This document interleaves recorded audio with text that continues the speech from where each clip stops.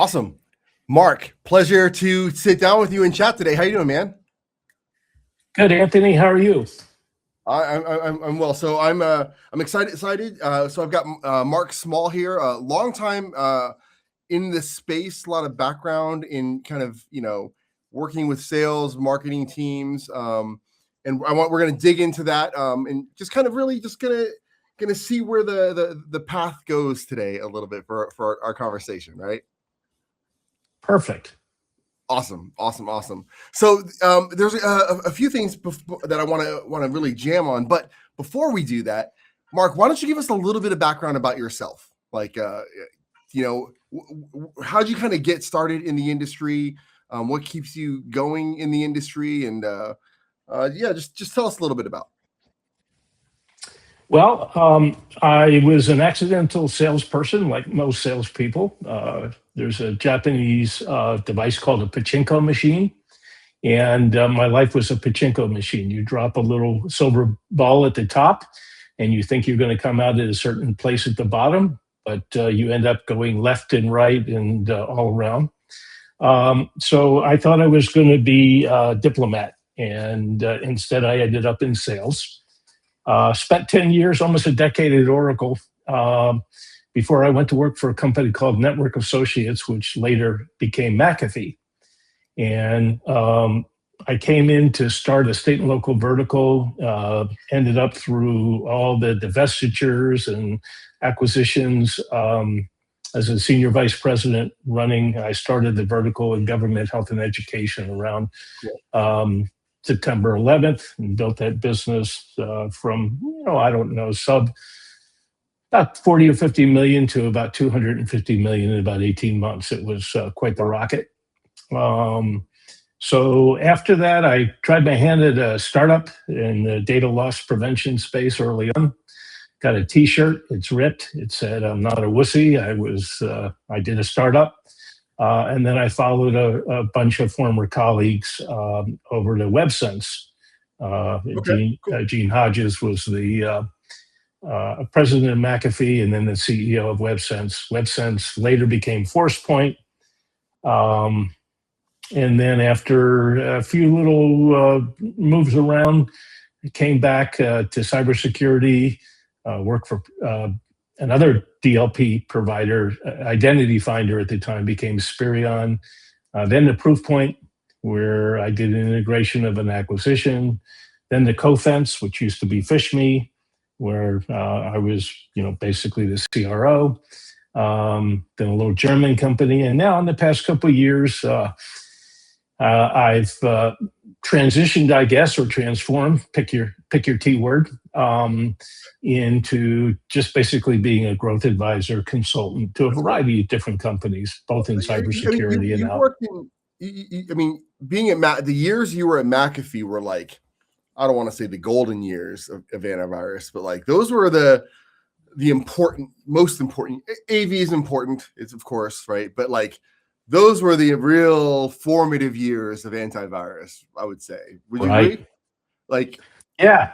AV went from being, and we, you were a CISO, so you understand these conversations. The first time I got a meeting, or my team got a meeting with the CISO, she said, I never ever talked to the AV people before.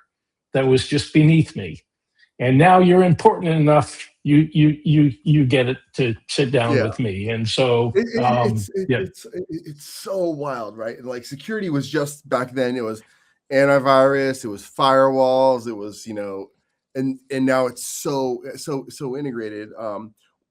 Before we get into what is a fractional CRO and what is a growth advisor, like what's been the biggest thing that you've seen across your tenure in industry, like?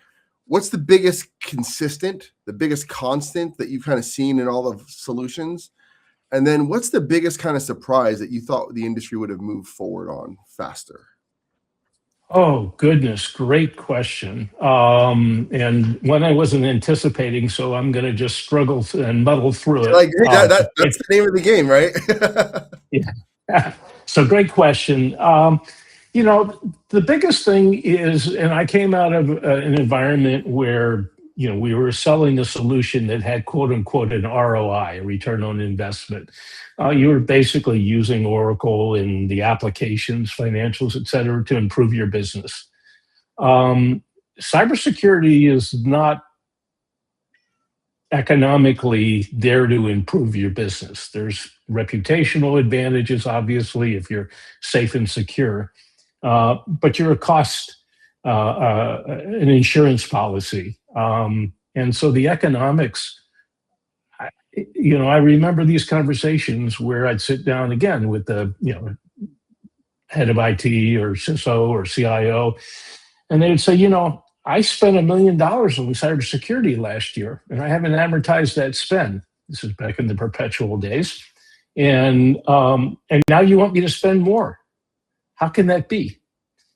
And then we talk about things like the arms race and how it was, or one potato, two potato, pick your metaphor. And so I think that still is there. It's still like, okay, big enterprises have 100 plus tools. And yes, there's the efforts to sort of integrate them and make them, whatever you want to call it, a single pane of glass. Good luck. But still, the spend goes on, the back and forth between the bad actors and the companies trying to protect their business. It's still kind of that one potato, two potato. We're defended, but looks like we have some new technology, and now we're vulnerable again.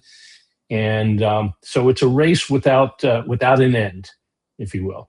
Yeah. And so the second question, Anthony, because I got so into that, I forgot what that question was.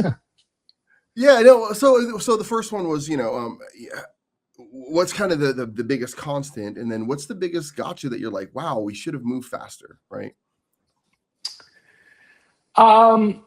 I don't know if it's a gotcha or not, but I think, and this is my sales perspective, but this idea that you focus on products and technology is just not effective, because people really just care about outcomes.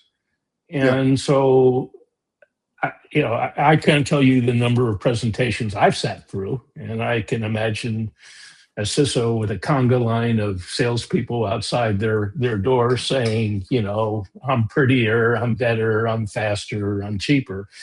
I'm next generation. Gets a little bit tiresome after a while.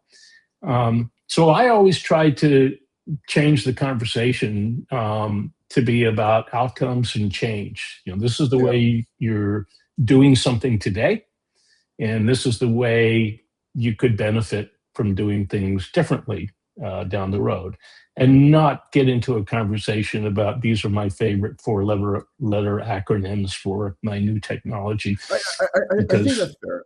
No, I think it's fair. I think that's really sound advice, right? One of the big things that I've seen, just to answer the question here, is the biggest constant is that we still chase FUD, and that is just a crazy thing, right? And I wish we didn't, but it gets sensationalized, and I actually blame society, and I'm not going to blame Facebook, but we as consumers, we chase FUD too, right? I've gone through this thing. Besides the work aspect, I'm like, I won't watch the news anymore. It's just this cycle of fear, and when I stopped watching the news and actively reading it, because I was doing every day, I just started to feel better, about the world. I'm like, you know what?